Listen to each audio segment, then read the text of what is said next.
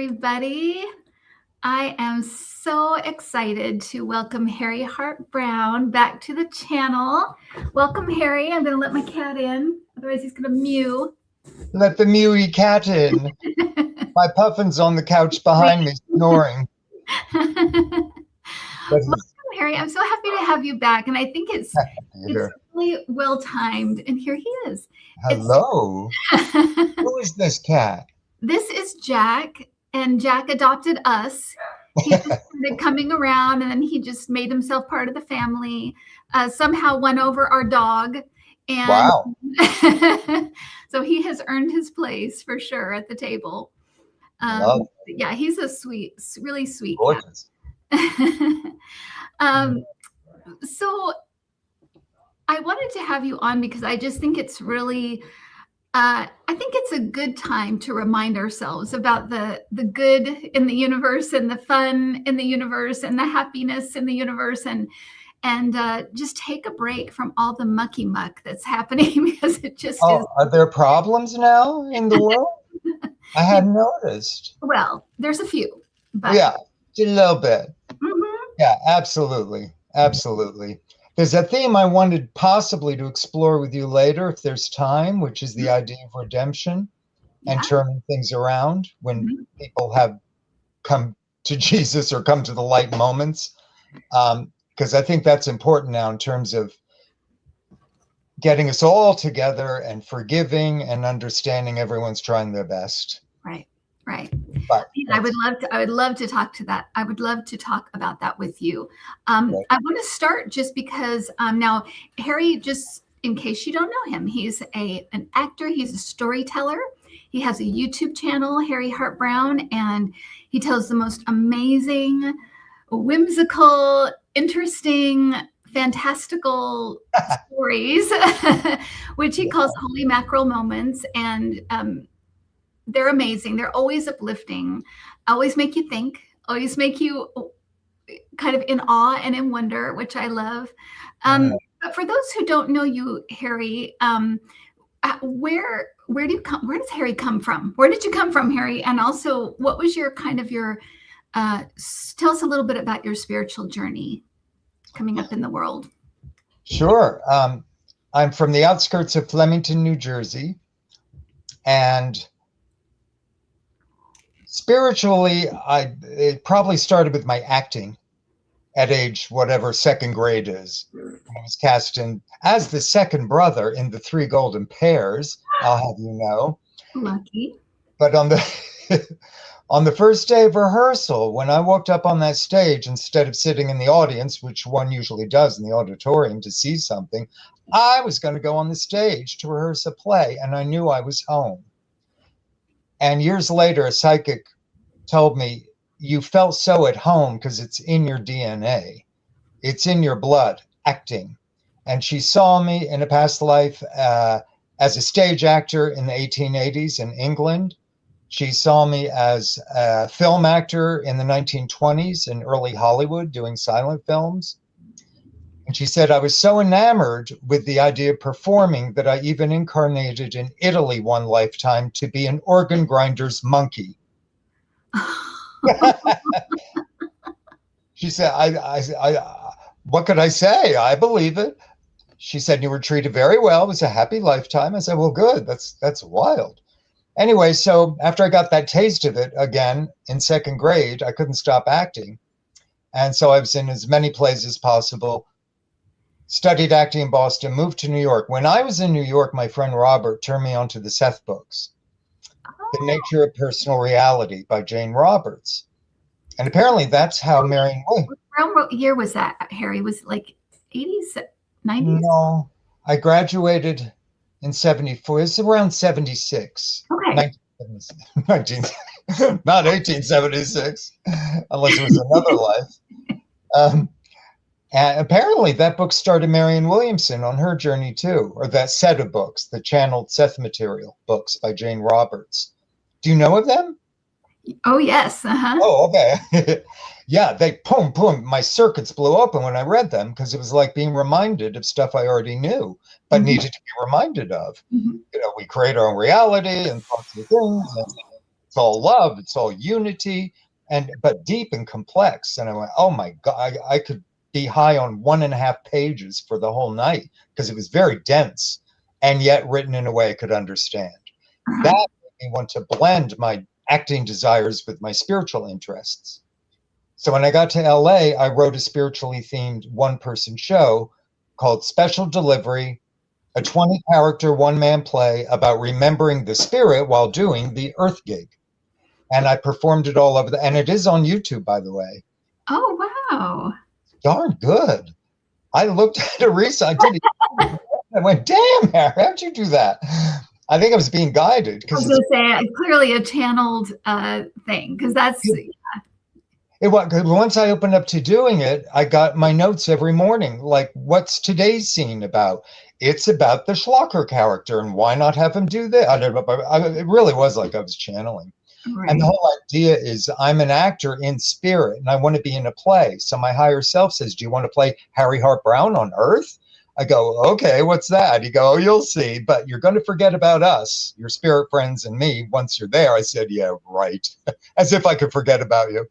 And then, of course, I incarnate and go, where the hell am I? And higher self goes, Harry, remember? I go, what? And I forget. Right. And so during the course of the play, his efforts to remind me finally bear fruit at the end, because I'm in need, going, help. And he comes through. I go, oh, it's you. You're the one who sent me here. I remember now. Anyway, it's really good. So that was years ago. And then in more recent years, a friend of mine told me about a book called The Boy Who Saw True, which is the actual diary of an 1880s English boy who was highly clairvoyant and did not know it. So he could see dead Uncle Willie, and he could see auras and fairies and spirits, and had no idea why his parents couldn't see them, had no idea why his friends either mocked him or told him he was crazy. And he began to feel really alone with these gifts until he finally found some allies who said, well, that's interesting. What else do you see? And he would talk, and he got a lot of support. And once he felt supported and open, he began to channel these kind of ascended master type spirits who gave forth with information on how reality works and, you know, the meaning of life kind of stuff. So it's a beautiful book. It's available on Amazon, and I bought it and I condensed it to about an hour, 20-minute show. And that's what I've been doing in recent years, along with the Holy Mackerel Moments YouTube channel, which, as you say, celebrates life synchronicities. It talks about nature communication and visits from departed loved ones and all that fun stuff. Now, what were both your first, the first one-man show, but the second one as well? What are people's general reactions to it? I mean, does it it's strong. Yeah. This wonderful woman, Judith Hendra, invited me to her home for tea, and I said, could I read 5 pages of this thing I've been thinking about, which was The Boy Who Saw True? She said, sure. So I read it, she said, I'm intrigued, let's do it. So she helped me in my first performance, but before I did it, I kind of rehearsed at her home in front of some friends. And I believe the first time I did it in her living room, one of her friends was in tears afterwards. And she said, now I understand this stuff is real. I was in Ireland 2 summers ago, and I was walking on a certain path, and I burst into sobs, knowing that I'd been there before. I know I'd had another life before, and your show just affirms that stuff is real, and there is no death, and we do have multiple lives, and it's all about the love, and blah, blah, blah, blah, blah. So I've been getting lots of positive feedback along those lines, people, you know, relating to it. Some of the audience members are much more clairvoyant than I am, but about as clairvoyant as the boy I depict. So, and some of them said, I was an outcast. I saw stuff. I didn't know what the heck it meant. I tell people and they go, what? You know, and I thought, oh, I'm weird. And then they too found their allies and began to bloom. People love the show. Because you know what else, Kim? It's so funny because he's a kid. I guess he's 7 or 8 years old. So he's curious about sex and dirty words. And, you know, he's very kind of mischievous and very outspoken. And it's Victorian England. And so, you know, you can't say the word belch without getting into trouble. let alone dead Uncle Willie's waving to us right now. I mean, the stuff he saw was so outlandish, and his mother was so uptight about, social norms, that when he started saying, I see stuff, oh, there must be something wrong with the child's eyes. Perhaps he has a mental problem. And so he was put through all of that. But his spirit was so strong. He knew he was right. He knew he saw Jesus, who gave him comfort at night when he was crying. And Jesus would say, forgive them, for they know not what they do. And he felt better. But yeah, people love it. Well, and I just wanted to bring this in because this person has true in her thing, and she's saying, OMG, so wonderful to see you, Harry. True Gale 1443. Thank you, True Gale. Wonderful to be your seagull too, or your dove of peace too. Dove of peace. Do I know True Gale? I don't know. I do. Well, she knows you. You have lots of people who know you that you don't know them yet personally, but maybe you will. Oh. I thanks everybody for being here. By the way, I wanted just to say hi to everyone in the chat and hanging out with us. And please feel free to put your little, probably not long stories, but if you have little snippets of a holy macro, your own holy macro moments, please share them. And do you like to get emails, Harry, from people that share their stories? Do you like to, Absolutely. Okay. Oh yeah. Yeah. So reach out to Harry, because he has those wonderful stories, and I know that he's used mine. He's used my stories before. He's used other people that he knows, and everybody has these. I remember I was with an aunt she was in a hospice, and she was kind of in her last little part of life in the last couple of weeks, and we were all there as a family. And I have one cousin who's extremely linear. He's in the sciences, in the medical field, very, and then I had another cousin who's into politics. He worked as a lobbyist, and he was in that world.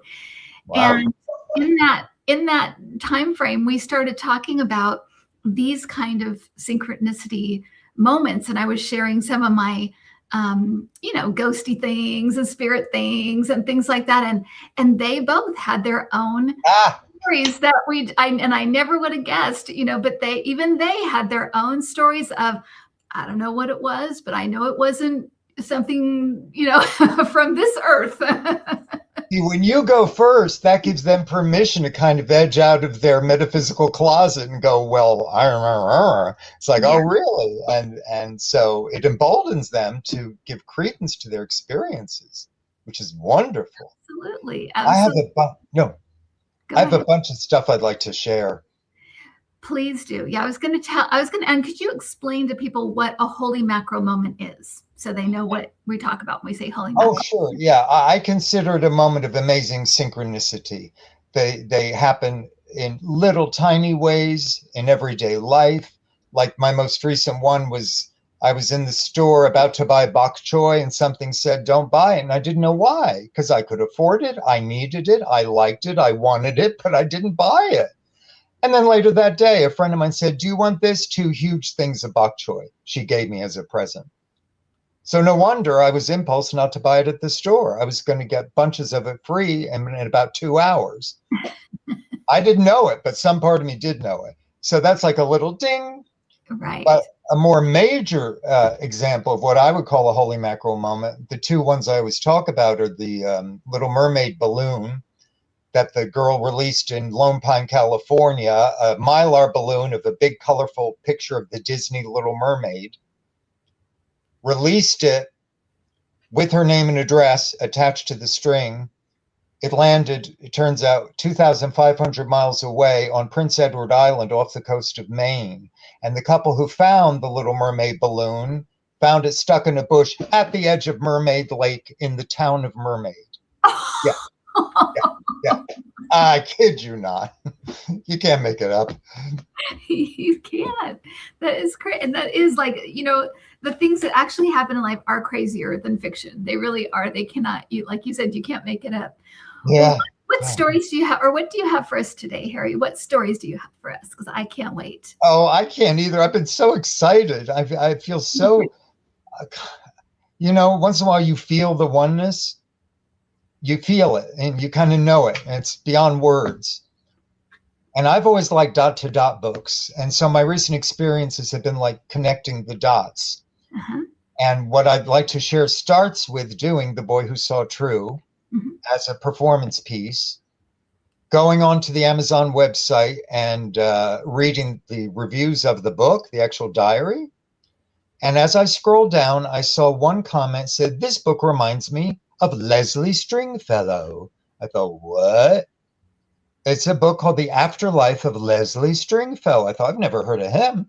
So I looked it up and I found out that in the 1880s, this couple in Texas had a son named Leslie who died suddenly at the age of 20, and they were insane with grief because he was the light of their lives. Mm-hmm. So they went to see spiritualists who didn't really give them anything substantial. But one lady down the road said, be your own spiritualist, buy a planchette, do a Ouija board. She said, you can either put the letters of the alphabet and do it that way, or you can take your planchette, outfit it with a pen on a big piece of blank paper, and then the automatic writing will come as the spirit works through you. So the mother and father were desperate and open. So one night they put their hands on the planchette. Whoa! It was Leslie from the other side saying, hi, I'm fine. And he described the afterlife in a nightly session at 7 o'clock every night with his father and mother for 15 years. Oh my gosh. And they ended up with a book of all his, it's kind of like Earth here. There are buildings and neighborhoods and plants and people and friends. It's a lot nicer than we go to concerts and lecture. I mean, it felt so real. And so I found that really interesting. And when she finished compiling her transmissions from Leslie, she was aware of Arthur Conan Doyle, the writer of the Sherlock Holmes mysteries, who was alive at that time. And his mission in life was to share with people that death does not exist. And he came to that because he lost his young son in World War I and endeavored to establish contact with him after that, and believe he did. So the woman sent her Leslie notes to Arthur Conan Doyle saying, you're into this. What do you think? And he wrote back, he said, this feels totally authentic to me. I would publish it. So she self-published it. I told this to my friend Kate. She said, that's interesting. You might be interested in this book, Harry, ... called Arthur and Me. I had no idea it existed. It's about a woman who communicates with Arthur Conan Doyle from his perch on the other side. See, first he's on Earth with his son on the other side, and on the other side talking to this lady. And this is part of what I want to share today, because her story is phenomenal. By the way, there's a follow-up book, if anyone's interested, called The Vortex.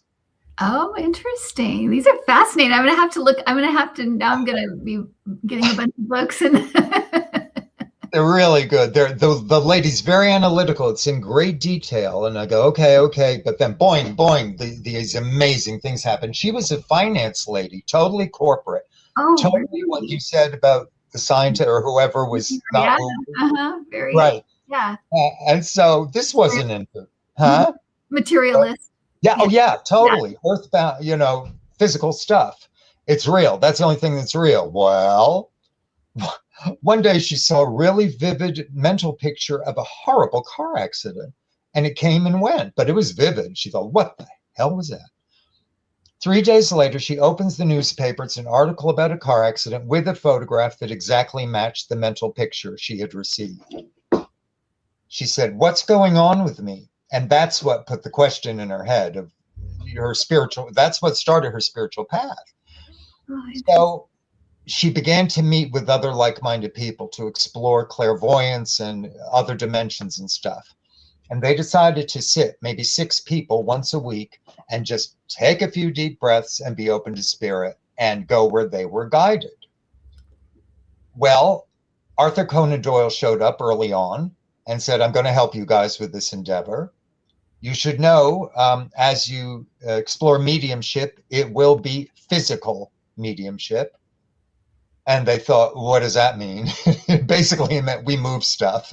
We move physical stuff around. Yeah. So as the group met every week, they became used to floating tables and chairs banging into walls. And, it's like, oh, that chair's at it again.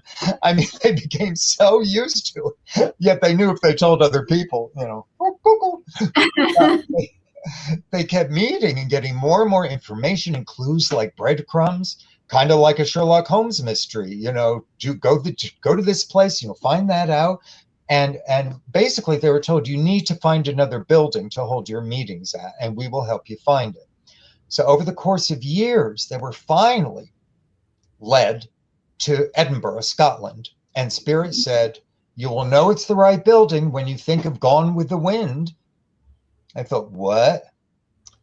So they found a building on the corner in Edinburgh, 6 stories high.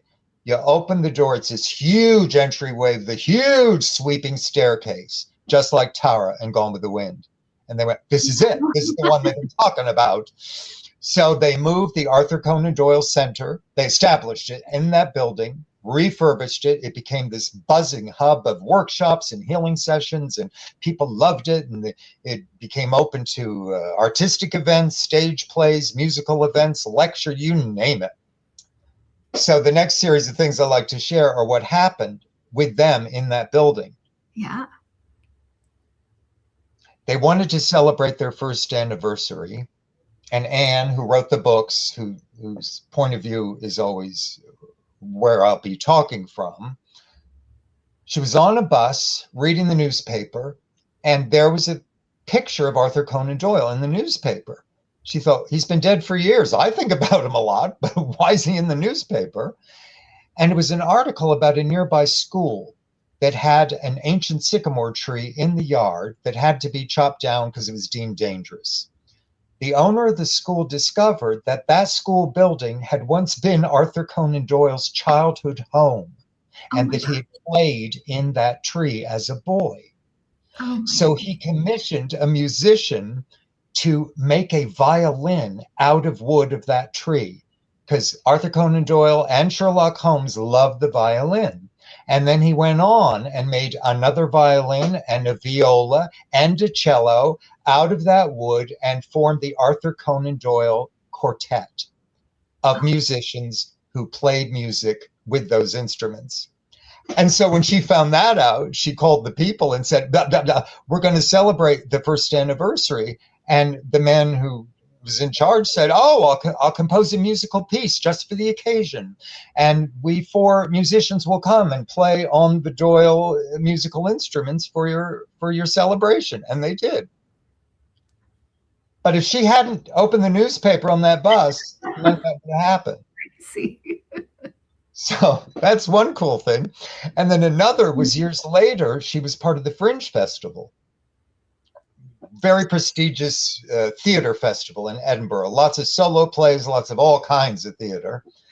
And she wanted to present the Arthur Conan Doyle experience, but had no idea what it was going to be. She kind of, just threw it out there and thought, wing it, you'll think of stuff. And she did. And she was able to get those 4 instruments from the quartet to be on display. She thought, what about artwork? Well, she was reading a book. She knew that Arthur Conan Doyle's father had been an alcoholic and committed to an asylum and had a pretty tragic life. What she didn't know was that he had been an artist. And she went, oh, that's interesting. So there was a young intern working near her on the computer who looked really bored. She didn't have much work to do. So Anne said, if you're looking for something to do, could you check into Arthur Conan Doyle's father and see if that artwork is available online anywhere? Maybe we could get a photo of a painting and blow it up to be part of our presentation for the Fringe Festival. She said, sure. Well, a few hours later, the intern said, here's what I found out. He was an artist. He had about 30 pieces. A private gallery owner bought the entire collection. It's been sitting in file cabinets for years. They've never been on display. I called him. When I told him what we want to do for the Fringe Festival, he said, oh, well, rather than send you a photo of 1 or 2 paintings, why don't I send you all the paintings? Oh my gosh. I'll take them out of the file cabinet. I'll have them framed and I'll ship them to you for your event. Oh my gosh. And he did. So now they had the entire collected works of his father's art on display for the first time ever. Oh my And gosh. I know. And then you come to find out Arthur Conan Doyle's father, grandfather, and three uncles were all successful professional artists. And all of them loved painting a particular subject matter. And what they loved to paint the most was fairies. Oh, really? Yeah, isn't that fun? So that was the cool thing that happened with that. Oh, that's amazing. Two more goodies. Yes, please. Anne was manning the reception desk in the center one night. No one else was in the building. She's about to close up. The door opens. A big burly man walks in with a little terrier on a leash. He goes, "Are you the lady in charge here?" She goes, "Yes." He goes, "Then here's where I'm meant to be. May I show you something on my phone?" She said, "Sure." So he took out his smartphone and pressed it, and it was a video of a nighttime sky filled with orbs. And then it cut to what looked like the inside of a large barn swirling with orbs. He said, "Do you know what these things are?" She said, "Well, some people feel they are dust particles. Other people feel they are spiritual entities." And he said, "I think the second one," he said, "I call them spirit lights. And I found out they talk to me and I talk back to them." She said, "Really?" He said, "Yes, the reason I'm here is I worked at a ranch far away taking care of the horses. I love horses. My employer was cruel to them, and I was very distressed to see how he treated them. And when he started making me dig the graves for the ones he had killed, I was losing it. I was in such anguish about it.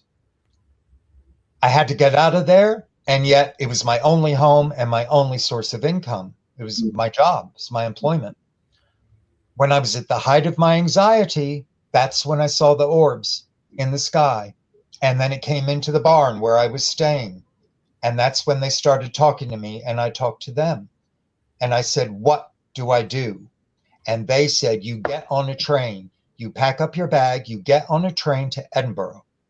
You get off at the Haymarket station, not the Waverley station. After you get off the Haymarket station, you walk until you see this building." And he said, and I was shown a mental picture of this building.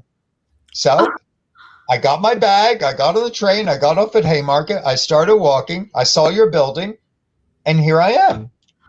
Oh my They God. said, "Talk to the lady in charge," and that's you. So that's why I'm here. And she went, Oh "Wow. my gosh. Well, that's amazing." She said, I don't know how I can help you."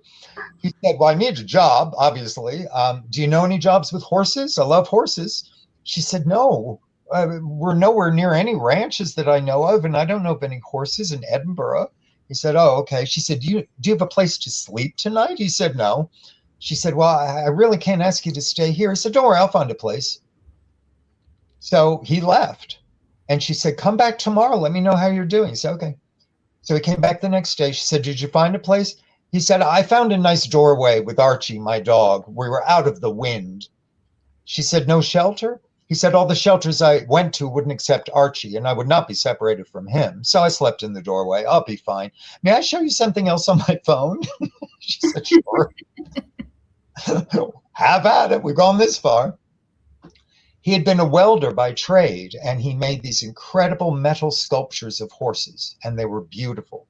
So he showed her his artwork, and she said, That's amazing." He said, "Yeah, I really enjoyed doing it, and I would love to get a job with horses. Well, I'm off to look for a place to sleep tonight. Bye." She said, "Come back." He said, "I will." He was pretty cool about the whole thing, but she was kind of worried about him. Yeah. A couple hours later, the phone rang. "Hi, it's a couple days before Christmas, and me and my girlfriend thought we'd get psychic readings. We'd buy for each other for Christmas presents. Do you have any openings?" And she thought, "Oh God." And she is clairvoyant. She was the only one there, and so she had some time. She said, "Come on over." They said, "Okay." They were sweet. They were giggly. They were like young. And she read the first one, has no memory of what she saw. But when the second one sat down and closed her eyes and saw a mental image of people in a ring, grown-ups and children, walking horses in a circle in the ring. She said, "Do you have anything to do with horses?" She said, "Well, yes, I have a place that teaches riding to disabled children." She said, "Oh, do you happen to need anyone to work with your horses?" She said, "The man who worked with our horses just left us, and we are looking for someone." Oh my gosh. I know. She said, "Well, I might have someone for you." She said, "Well, it's hard work and basic pay, and they really have to love horses." She said, "I still think I have someone for you." She said, "Well, there's a big trailer on the property where he could stay." And she said, "Okay." He's an artist also, makes beautiful sculptures. She says, "Oh, well, there's a workshop on the property too that he could use as an art studio." Oh my gosh. She said, "Well, he has a dog." She said, "The children would love that." Oh, So, oh, long story short, he got it. He got the job, stayed in the trailer, did his art in the studio. Archie the dog loved the kids. He loved the horses. Everybody got along fine. And his metal sculptures of horses were so well thought of. He was commissioned to do a piece of sculpture for the Royal Highland Art Show. oh my And gosh. that's that story. Oh my gosh. That is crazy. I That's know. crazy. And so I don't know if it's saving best for last, but this one really brings it up to the present moment because we're talking about people in the 1800s and stuff, but Yeah. there's no time. And so Anne wanted to not only extend the benefits of the Arthur Conan Doyle Center to artistic people and woo-woo people and healing people and like that. She wanted to, the linear, physical, she wanted to contact scientists who were open to spiritual stuff. And she did. And they had a 3-day retreat, she and the scientists, to talk about basically how to save the world. She saw a mental picture of a man in old-fashioned clothes showing off his white gloves, making sure they were on tightly, holding a baton, tapping a music stand. Tap, tap. She had no idea who he was. She mentioned it to the scientists who were in the room with her. And someone said, "That's Tesla. That's Nikola Tesla, the father of clean energy, of wireless electricity, the man with the incredible inventions that weren't given much credence at the time because they were not profitable. They were free, and the money people didn't care for that. But he was a genius. And he was making a joke with the baton. He said, "Well, I look like I'm going to conduct an orchestra, but what I really like to do is conduct electricity." And the man who knew about Tesla said yes, and he was a known germaphobe. That's why he always wore white gloves. Oh my So, God. so we're in touch with him, and what better person than we scientists? So they went on this 3-day weekend retreat to just what's the word? Jam. What do you call it? Brainstorm? Yeah, right. About ideas. Yeah. At the same time, there was a woman in an adjoining room giving Reiki sessions. So the plan was the scientists were going to talk shop, and then one by one they go have a Reiki session because they wanted to. A lot of them hadn't experienced that, and they wanted to explore it. They were open to it. So at the beginning of the evening, they were all talking sciencey stuff, and went right over her head. She said, "If you guys don't mind, I'll go first for my Reiki session." They said, "Sure." So she went in, lay on the table. The lady started working on her. Boing! She saw a mental picture of a contraption with elements and side notes of explanation and arrows. And she said, "I don't know what I'm looking at, but I need to write it down." So she grabbed a pencil and paper and made a diagram of this picture in pretty great detail. She went back to the room where the scientists were and said, "I just saw an image clairvoyantly. I don't know what it means, but may I share it with you?" They said, "Of course." So she copied it onto a large board. And one of the men said, "I know that. That's a," and he named some name of a device. And he said, I've been working on this for a long time, trying to get the elements in the correct order." "Oh, I see. Oh, that makes sense." Now I understand how it works. Thank you. Oh She my said, God. she said he looked like the cat who just got the cream. His answer had been resolved. That weekend gave birth to a group of scientists who are working to this day on turning things around. Wow. She said, I'm going to read this part. I Yeah. found myself in the midst of a group of international scientists trying to save the planet. Their research showed them that something must be done in the next few years. And the spirits, by the way, were telling them, we are working with you guys. There are a lot of you that are open to spirit, and we are feeding you ideas and giving you dreams and inspiring you as much as we can. One of the scientists wrote, we are developing a new class of energy technologies beyond fossil fuels, nuclear fission, water, wind, and solar power. The diagram that Anne received is acknowledged by our team as crystal technology. The program, which was born that weekend, is now a fully funded network of inventors and scientists from all over the world, and there is a pilot initiative also to fund rapid ecosystem restoration in all communities. We have 3 laboratories and are on track to release the new energy paradigm in 2027. We have now engaged the world's first nations network to regenerate the climate from the bottom up. Wow. Oh my gosh. That's amazing. And something to go along with that, Harry, is since I think from the beginning of my channel, my guides have always said that we would invent our way out of this. And Really? yes, they've always said that we would invent our way out of this whenever I'd ask about the environment. So Wow. that goes along with that too. So there's Oh, a yes. synchronicity. You guys are probably blabbing with these guides, with the scientists on Earth and up there. We got it under control. So Yeah. Can I just quickly add, if anyone's interested in this stuff, I mean, it's way over my head, but I'm very encouraged they're working on it. yeah, The fascinating. group of scientists has a website, which is unifyingfields.org. Unifying Unifying Fields, fields. all run together.org. Wow. Yeah, and they're on the case, man. That is so encouraging. So Yeah. it's great to know. Great to know. No. Thank you so much for those stories, and I love that they're all in this book and this woman, and it makes me think about, I do a show on Thursdays that I talk to different people in history, and it's a medium show where I'm mediuming it, and You're great at it. feel like I still feel new, and every episode I'm nervous as anything, but I think it's it's part of why we're here, is to face our fears, right, and walk through the fire. So that's what I do every week. But I know. But I, with this woman talking to this, a person who is a famous person, and then talking to Nikola Tesla and other famous people that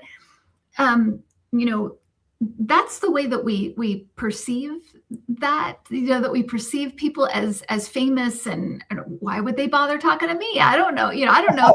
They don't know me, and they don't. The woman that's talking to these people, and she doesn't know these people, and they're talking to her. But it really is, and I just want to let people know, let you know too, Harry, that people that they really, spirits are in service of humanity. They really, really want to help, and we're all one, right? So it isn't, we may see them that way, but they don't see it that way. And also they always say too that we've all been famous. We've all had lives where we've been famous. We've all had lives where we've been in different types of fame, right? Maybe a king, right, or whatever, the jester or whatever, but different types of fame. But we've all had that experience, and so.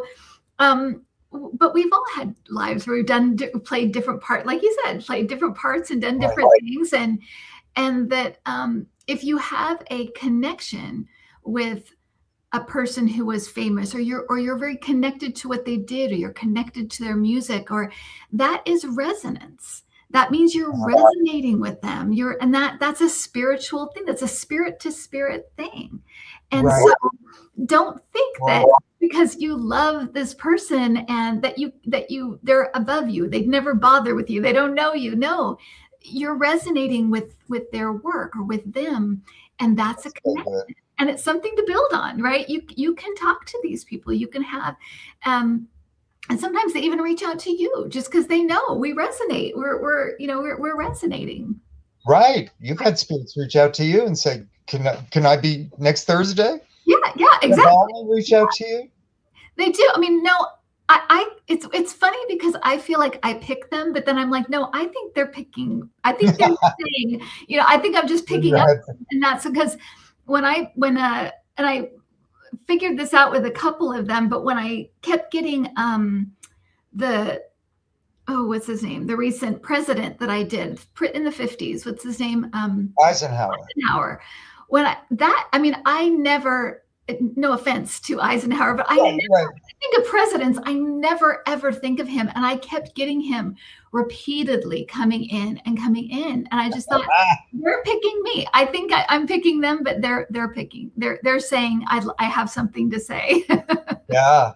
And may I say, when you first started doing that, I was so excited, especially not only the people, but the fact that they presented themselves visually to you, and the way they spoke were so distinctly themselves. I said, this is real. When you have Janis Joplin going, yeah, cool, man. And you have Martin Luther King Jr. sitting on a church pew. Yes. And you have, their unique selves coming forth with such an authenticity. The speech pattern. Robin Williams. Oh my God, he was funny. Somebody asked, when you died in the movie What Dreams May Come, how was it different from when you really died? And he said, well, when I really died, there were no cameras rolling. I was like, she's really channeling these spirits. And it would make me laugh because I'd hear it in my head first, and I'd think, should I say that? Because there's some points where he'd say something kind of irreverent or something, and I think, should I say it? Like, I'm just gonna say it because it's coming through. So, yeah. Yeah, it's great in the afterlife. I don't have to wait in line at Starbucks anymore. George Carlin, they actually let me through the gate or whatever they said. It's just great stuff. I wanted to bring in just a couple of a question from Marlene had a question. I was wondering if you met other actors that were psychics or mediums, and have you met other actors that you've worked with that are interested in this stuff too? Oh, definitely. I don't know if they were psychics, but they were are psychic, and are very interested in that field. One friend of mine said, I want to maybe do a stage show called Listen to the Whispers, because in her life she would listen to whispers and they would take her to good places. A lot of actors are open to that kind of thing. Oh, and the whole idea of, I don't know if I talked about this last time, but the idea of actors calling upon spirits to help them with their performances. Like I did a holy mackerel about Ann Miller working with Mickey Rooney in Sugar Babies.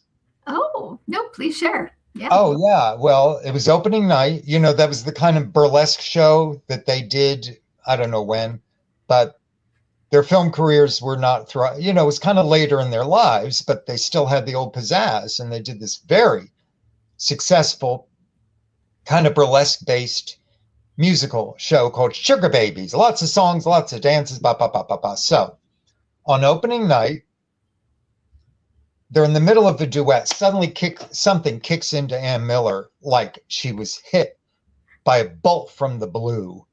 And she said, I've never sung like that in my life. I don't know what came over me. I was just incredible. And then when it was over, I thought, what happened? And one of my earrings fell off. She thought, no, they're usually double taped. So if I move my head quickly, one doesn't fly off and hit an audience member in the eye. So it was very unusual that it would fall off, but it did. And it rolled across the floor onto a piece of set that was on the floor of a sign. And the first part of this sign said J-U-D. And I picked up the earring, and that's when I heard her voice in my head. Anne, it's me. It's Judy. Judy Garland. And she went backstage. I have to talk to Mickey. He's changing. I have to talk to Mickey. She said, Judy was with us out there just now. She's the one who made me sing that way. He said, I know. I felt her too.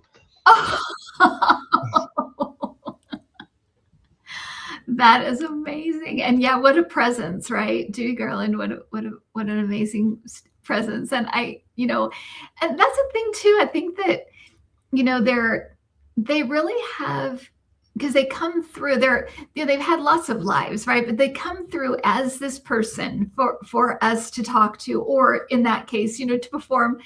And I do think that they have an affection for that character, right? And that life. And I think that happens often, where they take these opportunities to kind of jump in and just have fun and be that again, because I kind of get that impression. And definitely I can see why she would have loved that character. Oh God, yes. I mean, Judy loved to perform. She was alive. Her famous line at Carnegie Hall was, I'll stay all night and sing them all. Yay!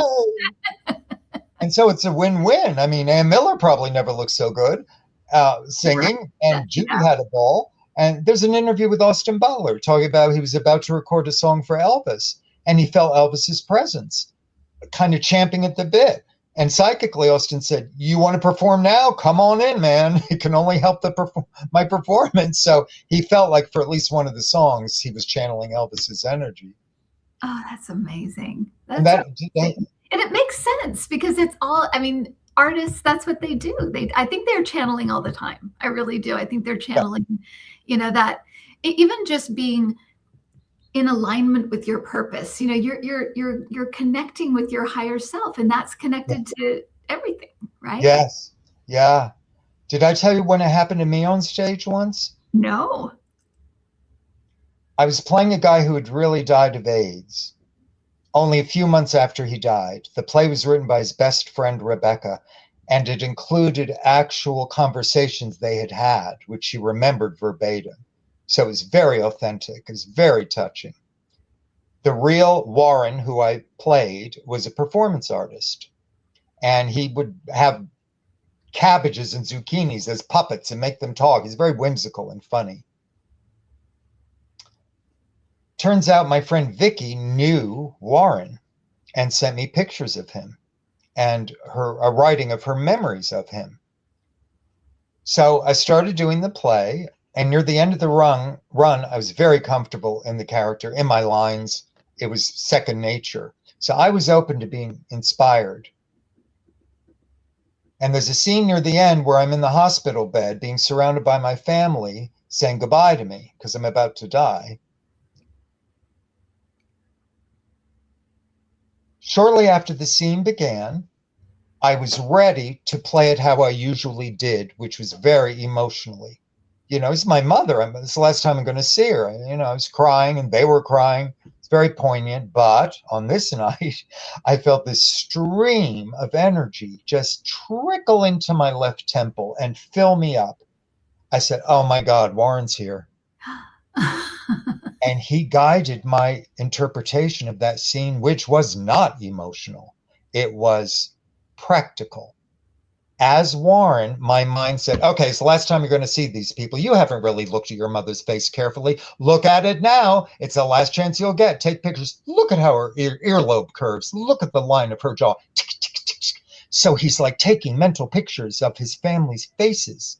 I went, this feels really authentic and just as valid as my interpretation, if not more so. It never would have occurred to me to go take pictures of their faces, but that's what I felt Warren was doing. Tick, tick, tick, tick, tick, tick, tick. So then I die, and there's a scene at the end of the funeral. Everyone sings Amazing Grace, but before that happens, I'm dead in the hospital bed for quite a long time. And I'm thinking to myself, I really want to look dead. because I've seen people on stage and their eyelids twitch, or you can see them breathing a little bit, or even on film sometimes. Mm-hmm. And so when I usually played that scene, I would hold my breath. So I'd be very still. But I was on stage so long, I had to take a breath sooner or later. And the voice that came in said, "Don't hold your breath. Breathe naturally because it is so shallow, it will not be detectable." I went, "Oh, okay." So I started letting myself breathe, and it felt very shallow and even and relaxed. All of a sudden, I see my mother in front of me. She died 3 years earlier. Her back was to me. She had two huge white wings springing from her back, and she turned around and said, "Want to go for a ride?"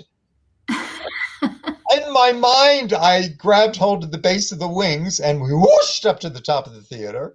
And now I'm in this dark space of peace and love, feeling my mother's energy, and the play's going on down there. I went, wow, I bet I really look dead now because I'm not there. So I'm just grooving with being with my mother. It's like, "How have you been?" And, "Oh, you're happy. You feel so good." And so I'm focused on that. And then all of a sudden, down below me, I hear, "Amazing Grace." I go, "Oh, the play. Oh shit, that's the funeral scene. Mom, I have to get back in my body for the curtain call. The play's about to end." She said, "I know, honey, I know. Go ahead, go ahead." And I was back in my body. The lights came down. I stood up. Lights came up. We took our bows, and that was the play. But that was an evening I'll never forget. Oh my gosh. And that's so interesting, Harry, because that is a technique to have an out-of-body experience, is to do that really shallow breathing. Oh, it is? It is, yes. It's a type. Oh, right, because that's something you wanted to do for a long time, right? And then you finally did. I finally did. Yeah, but that is a technique where you kind of breathe, you just kind of keep having your breath be more and more and more shallow and relaxed. And Wow. that is how you kind of get to that point where you're it's like mind awake, body asleep, basically. And then you can have an out-of-body experience. Oh, what a cool experience, though. What a great experience. I know. I was so lucky. And can I ask you, just, this is a little bit off the topic, but I just wonder could you talk a little bit about, because I'm thinking about it's the Oscars today. The Oscars are tonight. So, and we're talking all about acting, but I wonder if, there's this big, not a big controversy. This is little controversy with one of the actors being kind of an egomaniac now. And what has being in acting and among actors, what has that taught you about ego? Ooh. I don't see that much difference from any other field, because I met some real self-involved narcissists in acting and out of acting. Mm-hmm. And I've met some absolute angels in all fields. Right. I mean, there's a actress in the 40s named Marsha Hunt, who's not a household word, but she was a star in the 40s. She was lead roles in very grade A prestigious movies. But she got blackballed because a fellow actor said she's a communist, and she wasn't, but she was liberal politically, but she was blackballed, and her career suddenly ended. And instead of getting bitter, she and her husband said, "Well, we have time on our hands. Let's travel the world." So they did. And she'd been very sheltered. She, her young adult life was in studio, in MGM, on the studio all day shooting movies. And when she went out in the real world, she said to her husband, "What is this phenomenon called refugees?" And he said, "Well, those are people without homes, war-torn lands. They have no place to go." She said, "Well, that's terrible. We have to do something about it." And she produced an hour-long TV special to raise money to help refugees around the world. And she got Paul Newman, all these huge stars of the day, to talk about the facts of the situation, and did a lot of good on that front. And then years later in San Fernando Valley here in LA, she fought tirelessly to raise money for the homeless. And she became the honorary mayor of Sherman Oaks because of her good works. And then in her 90s, she wrote a song about marriage equality, saying, "Love is love, no matter who's doing the loving." And she lived to be 104, I believe. So I don't see much ego with Marsha Hunt. What a that's such a great story, though, about a great example of just going with the flow of what going with the flow, not fighting against it, because she could have stayed in Hollywood and banged on every door until they let her back in, but she kind of just was in a surrender, acceptance, and just went on and had this an amazing life, right? Yes, yes.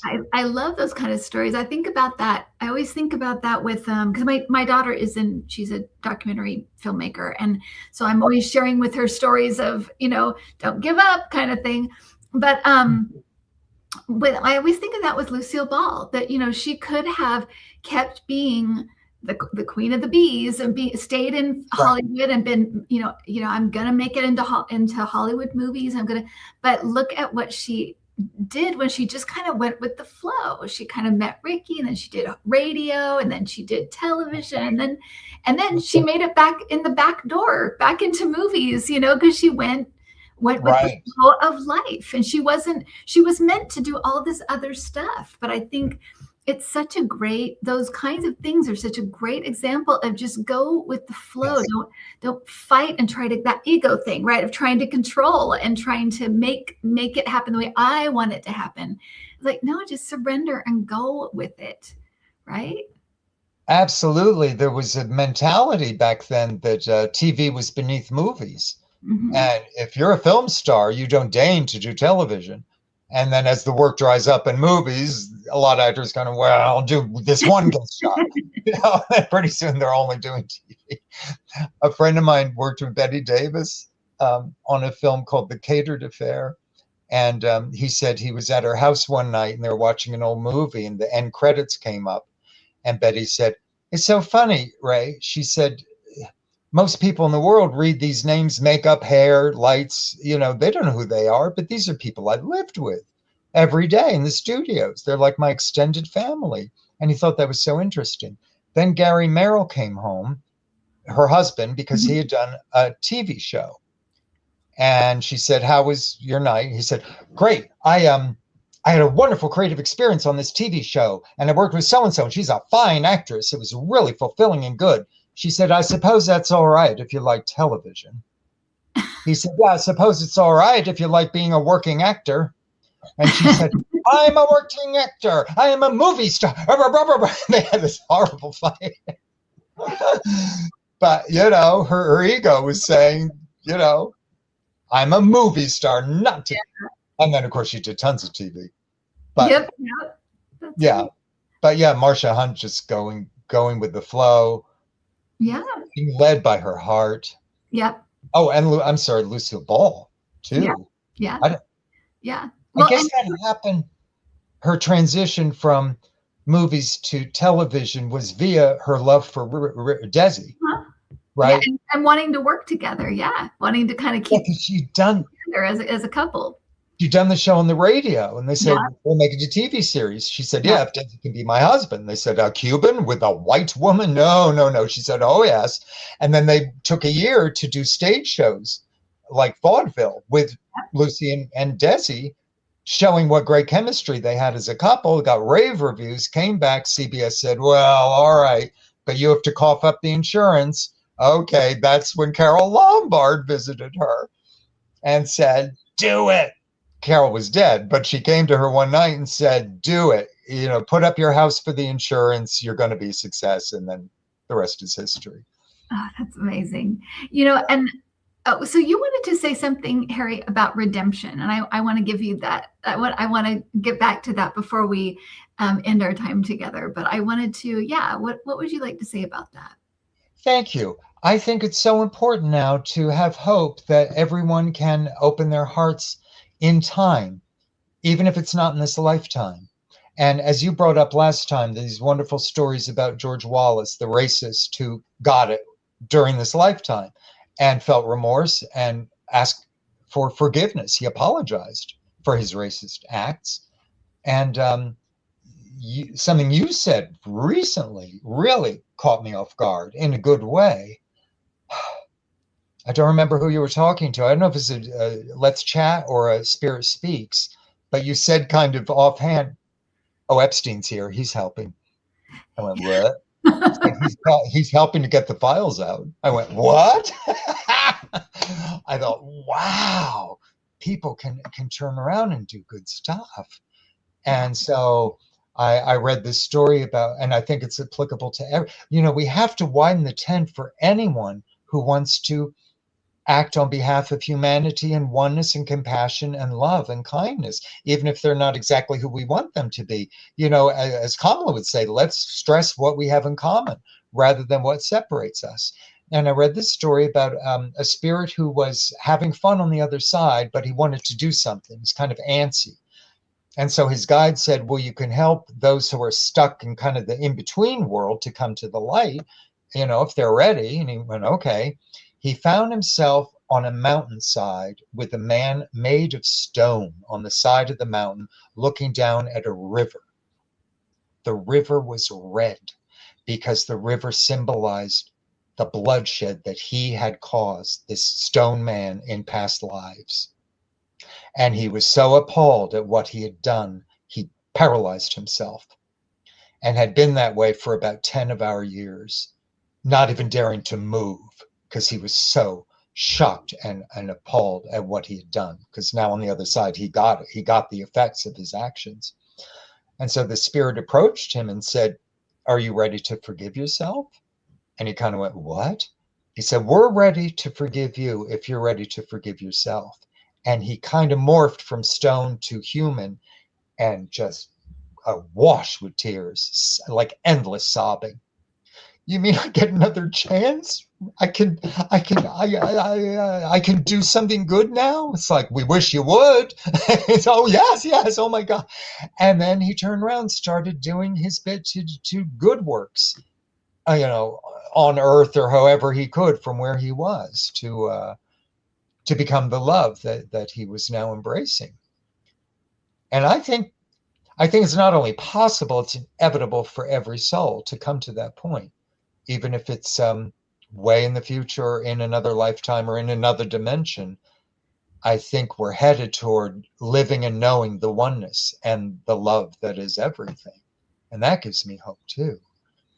It does me too. And I think that's, so true. And I think that's what some of what you're saying reminds me of, the idea of kind of trusting higher order, trusting there's more to this than meets the eye, that although it seems everything is just exploding, and that at the same time you have tons of people waking up, you have tons of people realizing stuff they did not realize before, you have lots of people coming to the aid of other people, and some people that were on the couch not interested in anything going on in the world and just kind of doing their own thing, all of a sudden out and helping the people in Minneapolis and helping the people in Vermont and helping the people in LA.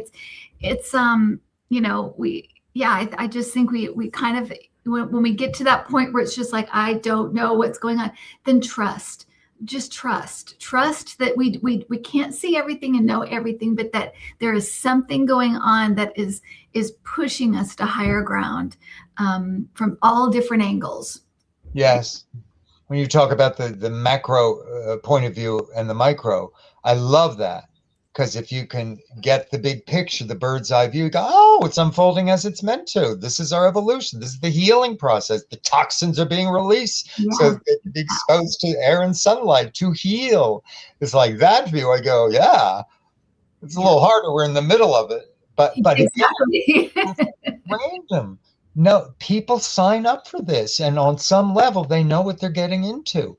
Even if it's the most horrible thing, they go, oh, I'll volunteer. I'll sacrifice myself for the higher good, or I'll go through hell just to have these other windows open for me and for others. Mm-hmm. It's astonishing. Yeah. How wonderful people are. Exactly. And we're all, we're all working at it from different angles, but we're all here to do that. We're all here to do it. That's why we're here. So I totally agree. Yeah. So Harry, where can tell people what where your channel is and what may be coming up next for you? Sure. If you could see the doohickey on the bottom of my face here, the spelling of doohickey. spelling of my name, called a crawl, a sign, a label. Anyway, if you spell that name, harryhart-brown.com, that's my website. Okay. And it's also the name of my, as you mentioned, the YouTube channel. So if you do Harry Hart-Browne on YouTube search, you should find my channel depicted with a little round circle of my face, and tap on that. You'll see a page, but tap on videos. Then you see all the Holy Mackerel videos and special delivery and some other odd things in there.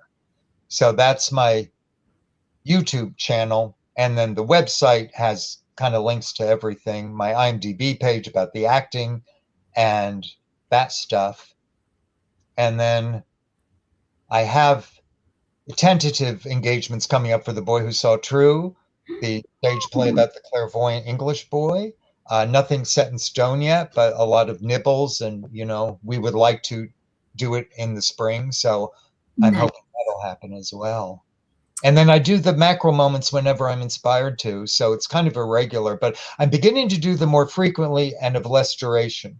So they're shorter. I ask a friend, did you watch it yet? Harry, it's 10 minutes long. Yeah. They go, well, that's long. I go, oh, okay. So my last one is under 2 minutes, and the one before that is under 4 minutes. So I'm making them shorter and hopefully more frequent, so people will, it'll be easy for them to watch. Well, you could have an intermission. You could have one story, then you have intermission, let people go get something to drink and come back. No, I love your channel, Harry. So keep them coming, please. And everyone, please visit Harry's channel and subscribe. It's, subscribing is it's one of the last few free things in this world. So, subscribe if you love it. So, thank you so much, Harry, for being here. Thank you, everybody. Have a great Sunday. I'm all the work you're doing. You're really helping us and the world. Thank you so much. I that's my only wish, really, is to just be a helper, right, in this world, this crazy world of ours. Yeah, all right. Well, everybody, thank you, Harry. Take care, everybody. Have a good one. Thank you, everybody. Bye-bye. Bye.